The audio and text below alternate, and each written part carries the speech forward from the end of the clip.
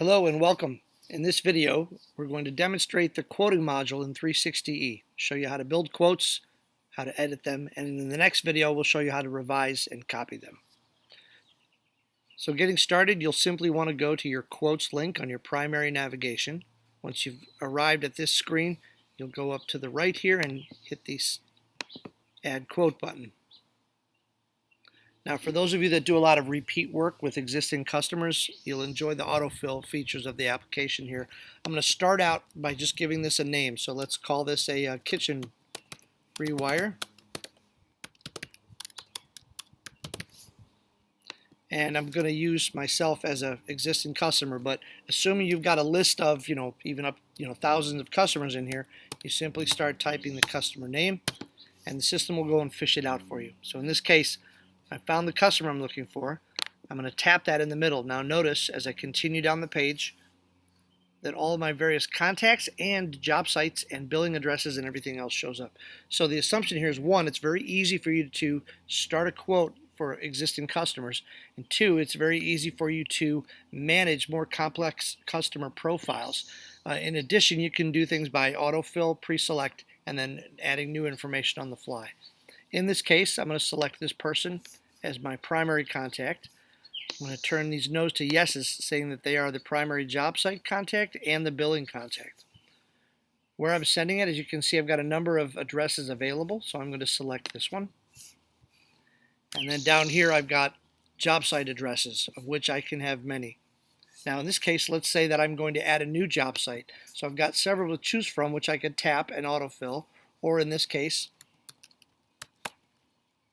I'm going to just add a new job site to this profile. Also notice, for those of you that are used to getting a lot of information incomplete, or if you don't get zip codes, which is very common, all you have to do here is put the address in. If I hit the lookup button, it's now going to fetch that zip code for me from the U.S. Postal Service. So this, again, designed to save you time setting up the customer page. Simply hit save when you're done. And now I'm on to my next step. As you can see, all of my orange tabs are now illuminated, telling me that I'm ready to proceed with the other areas of building the quote. So let's start by going to Job Info. There's some filtering options on the left, and then some other stuff you can put it on the right. Some of these are required, some of them are not. You do always want to have a preliminary point of contact, whether you call them a sales rep or a project manager. It's just a matter of assigning it to somebody. Over here, I'm going to write up a brief description. Now, this is for, as you see, internal use only. So this is not what goes to the customer. It's just kind of an internal notes file helping set up information for the estimator. So I'm going to say rewire 250 square foot kitchen, 6-inch recessed light cans, ceiling fixture, and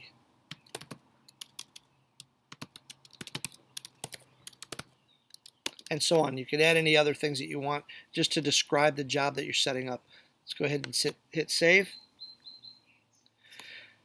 And now in creating a quote, you can create one or more job items. So when I land on my job items screen, as you can see, there are a couple ways to set this up. Now the job items are going to be the things that actually go onto the paper that goes out, or onto the actual proposal that goes to the customer. So as I mentioned, you can have one job item to describe everything, or you can break it into pieces. So I'm going to do that one to show you a couple of different ways of setting up the quote.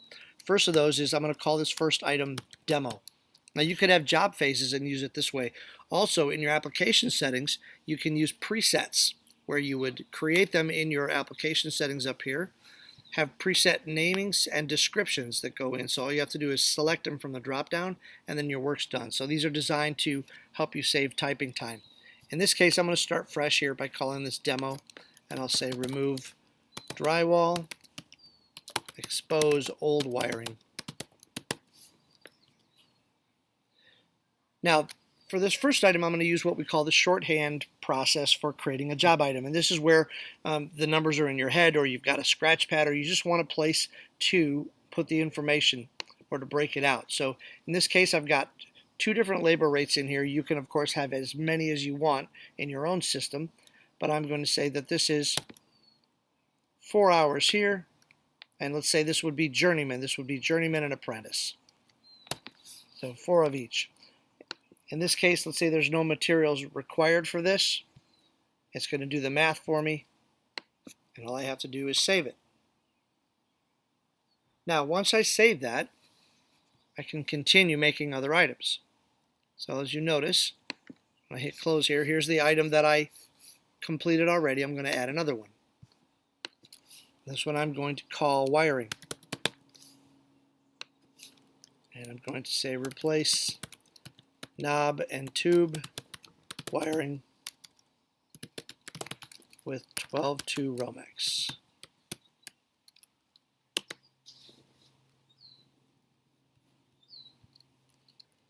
Now for this one, I've got some materials. I'm going to do the shorthand again. I'm going to say this is 12 hours of labor at a journeyman, and I'm going to send an apprentice with them. Again, different labor rate. In this case, I've got $1,450 worth of materials. It does the math for me. I hit save.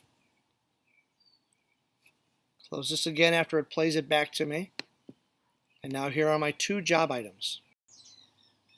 Now, I'm going to use a separate video to describe the pricing catalog, in which you're able to actually use a bid estimating tool to compile multiple parts, assembly groups, and other items that use preset pricing. Pull them all together and create one single job item. For this video, I just want to show you the simple way of creating job items here, one after another. I'm going to do one more. I'm going to call this lighting. And I will say install 6 6-inch recessed light cans. Now, interesting sidetrack on another feature is if I said per drawing, I could actually upload that drawing here in the Docs and Files folder, reference it, then it's now available to my customer and also to my worker out in the field. For this one, I've got 14 hours. I'm going to use an apprentice, and I'm going to use $1,580 worth of materials.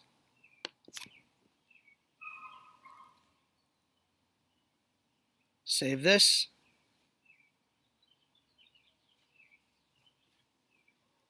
The green check will tell you that you were successfully saved.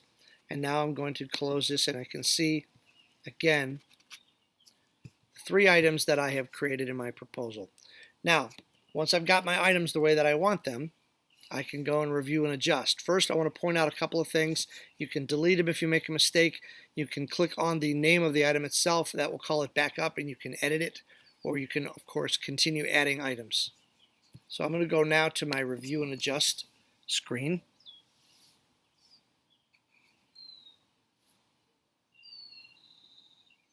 And here I will find a preview of the items that I've compiled. As you can see, it's nice and laid out for me to send out to the customer. I've got each of the items that are there. On the right, I've got a list of customizations and refinements that I can do to this proposal. For example, in this case, let's say that I don't want to show up my subtotals. I would simply say no here. I do want to keep the totals.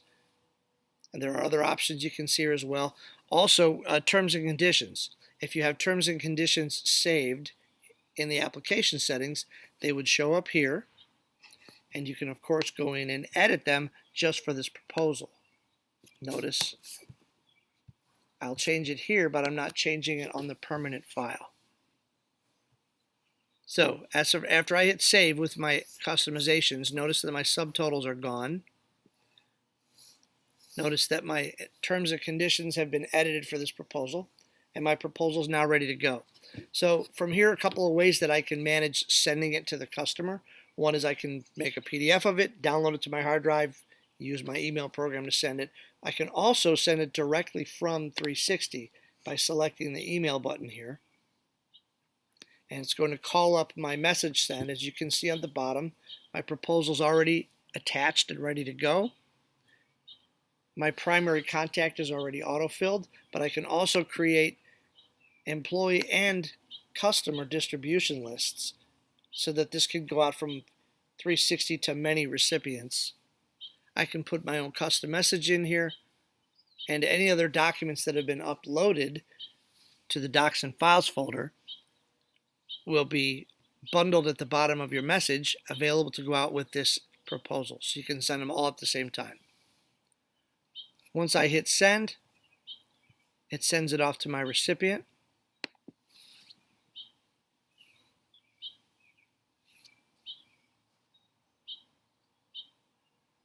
And once sent will show up in my messages folder, showing that this went out at 4:04 on May 27th. And that's how I know my quote has gone out. Now when I come back to my quotes list page, notice it says unsubmitted. I'm going to go ahead and change this to submitted.